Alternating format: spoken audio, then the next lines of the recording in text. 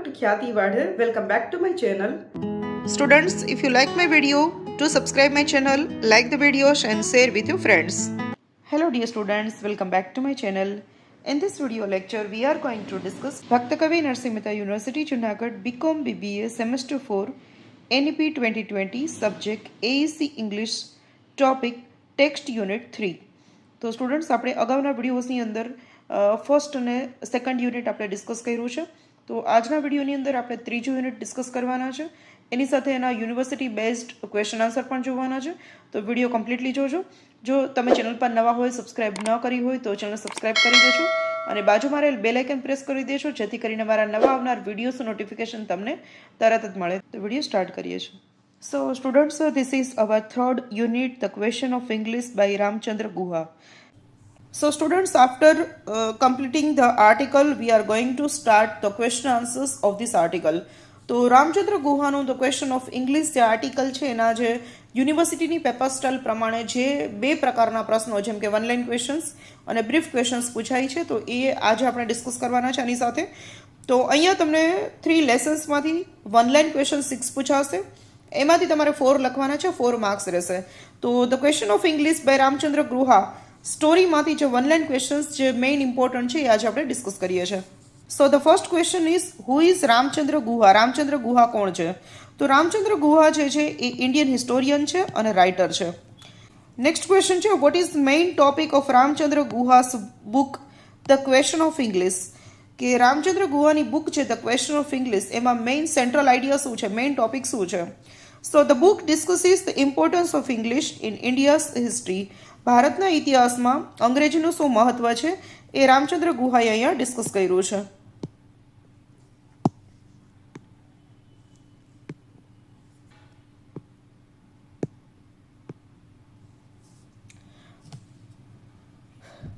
The book discusses the importance of English in India's history. ભારતના ઇતિહાસમાં અંગ્રેજી ભાષાનું શું મહત્વ છે એ રામચંદ્ર ગુહાએ પોતાની બુક ધ ક્વેશ્ચન ઓફ ઇંગ્લિશમાં ડિસ્કસ કર્યું છે. નેક્સ્ટ ક્વેશ્ચન જોઈએ છે why did English became important during British colonial rule? કે જ્યારે બ્રિટિશ પીરિયડ ભારતની અંદર ચાલતો હતો, ભારતને સ્વતંત્રતા મળી એ પહેલાં ઇંગ્લિશને ઇમ્પોર્ટન્ટ લેંગ્વેજ તરીકે શા માટે એ લોકોએ ડિક્લેર કરી? So the answer is English was used as the official language for administration, education and communication.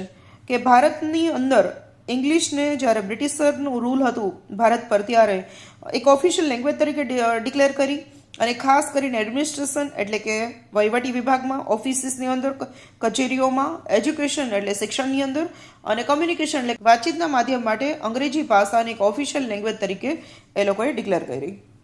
Next question જોઈએ છે how did English benefit Indians after independence?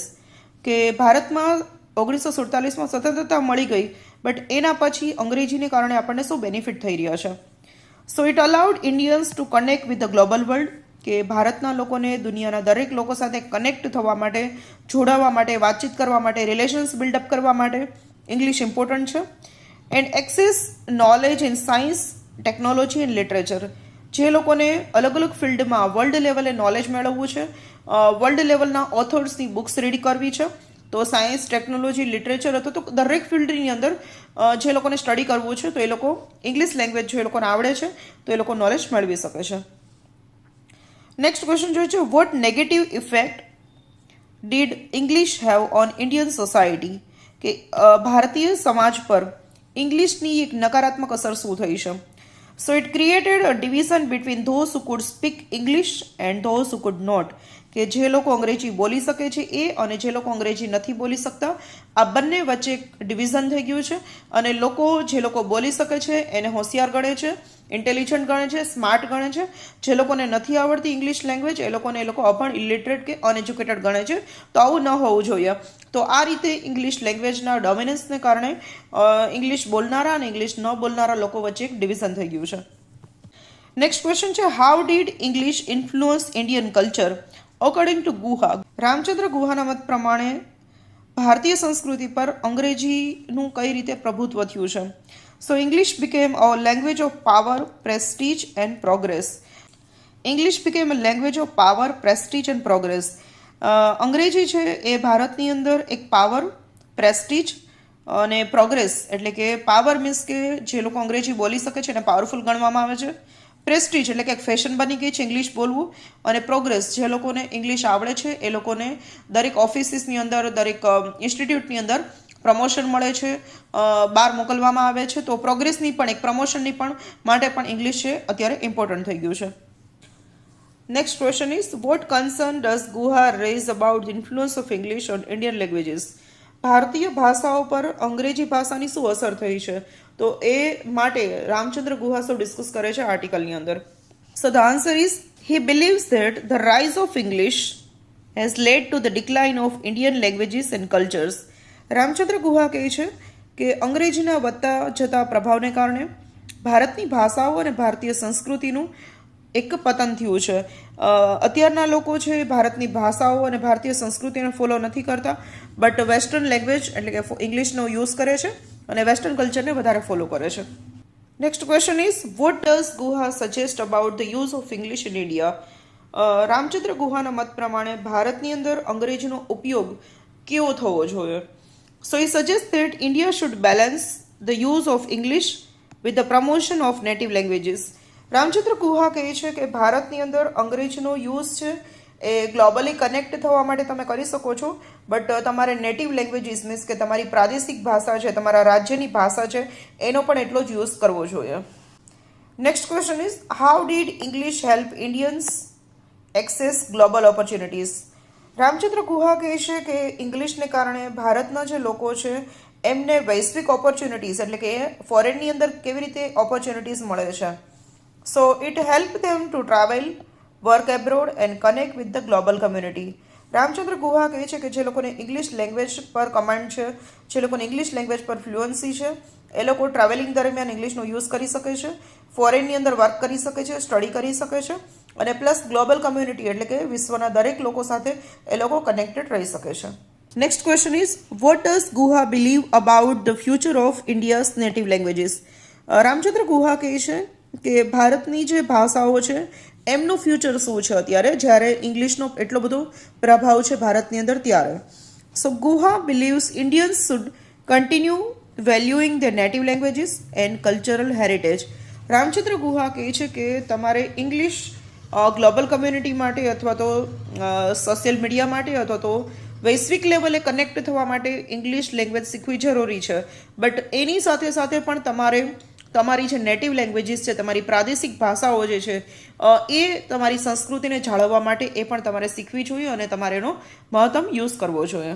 તો અહીંયા આપણે વન લાઇન ક્વેશ્ચન્સ કમ્પ્લીટ કર્યા છે. હવે આપણે Ramachandra Guha's the question of English આર્ટિકલના બ્રીફ ક્વેશ્ચન્સ જોવાના છે.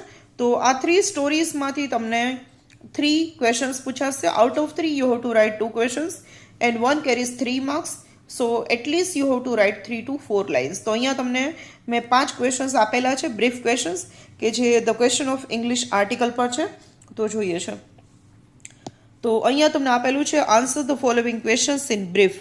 તો તમને 3 ક્વેશ્ચન પૂછાશે, એમાંથી તમારે કોઈ પણ 2 લખવાના છે અને એના 6 માર્ક્સ છે.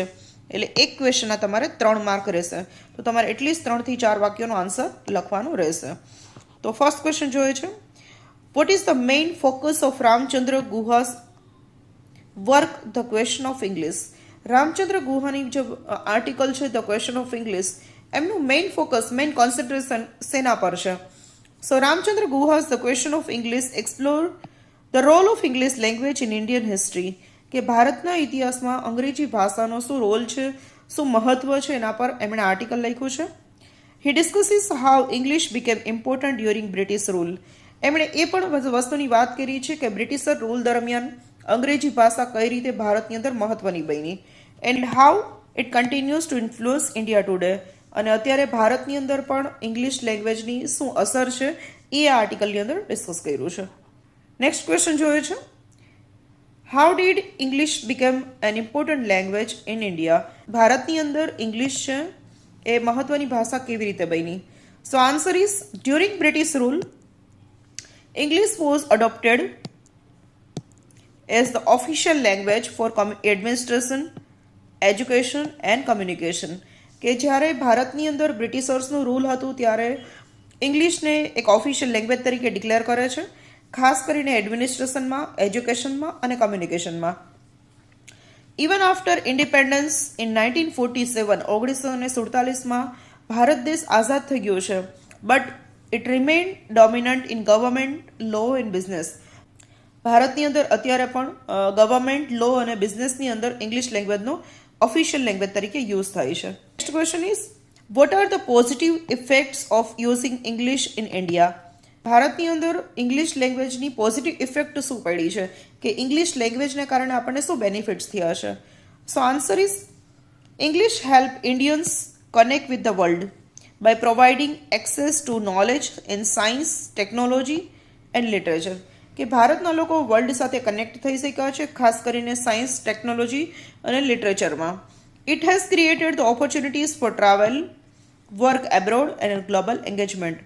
ઇંગ્લિશ લેંગ્વેજને કારણે ઘણી બધી ઓપોર્ચ્યુનિટીઝ બની છે, ખાસ કરીને ફોરેનની અંદર સ્ટડી માટેની, ટ્રાવેલિંગ માટેની, વર્ક માટેની, જોબ માટેની અને પ્લસ ગ્લોબલ એન્ગેજમેન્ટની, એટલે કે વર્લ્ડના દરેક લોકો સાથે આપણે સોશિયલ મીડિયા પર અથવા તો ઓનલાઈન કે ઓફલાઈન કનેક્ટેડ રહી શકીએ છીએ just because of the use of English language.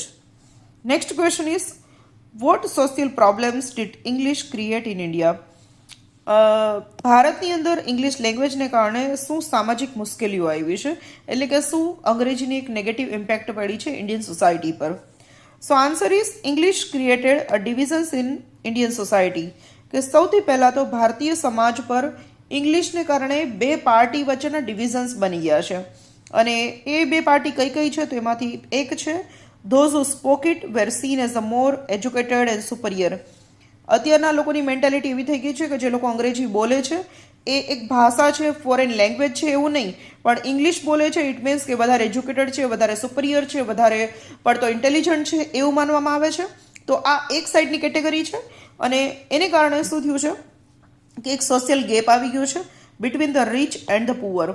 કે સમાજની અંદર જે લોકો ઇંગ્લિશ બોલી શકે છે એ લોકોને રીચ માનવામાં આવે છે, જે લોકો નથી બોલી શકતા એને પુઅર માનવામાં આવે છે. અને આને કારણે ભારતના અલગ અલગ રિજન્સની અંદર એક ગેપ આવી ગયો છે કે જે લોકો બોલી શકે છે ઇંગ્લિશ અને જે લોકો ઇંગ્લિશ નથી બોલી શકતા, તો આ બંને વચ્ચેનો એક ગેપ રહી ગયો છે. ક્વેશ્ચન જોયો છે what does Guha suggest about the use of English in India? Ramachandra Guha છે એ આપણને શું સજેશન આપે છે કે ઇંગ્લિશનો યુઝ કરવો જોઈએ, ન કરવો જોઈએ, કરવો જોઈએ તો કેટલો કરવો જોઈએ, અને આના સિવાય પણ તમે બીજા શું સજેશન મળી શકે જેથી કરીને આપણી Indian languages, native languages, Indian કલ્ચરને આપણે પ્રિઝર્વ કરી શકીએ, સાચવી શકીએ? Answer is Guha suggest balancing English with the India's native languages.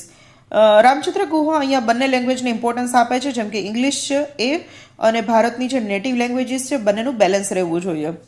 While English is important for global communication, Indian languages should be preserved for cultural expression and identity.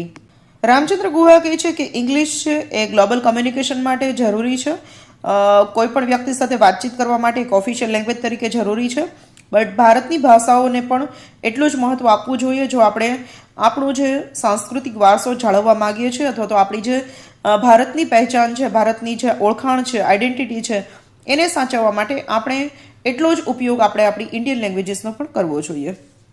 So students, here we have completed this lesson. We have gone through the story along with the one-line questions and brief questions. So I hope this video will be useful for you for your upcoming exams. So here we are ending this lesson. If you like this video, please do like my videos, subscribe my channel and press bell icon to get the notifications of my new videos. So thank you everyone for watching and bye for now.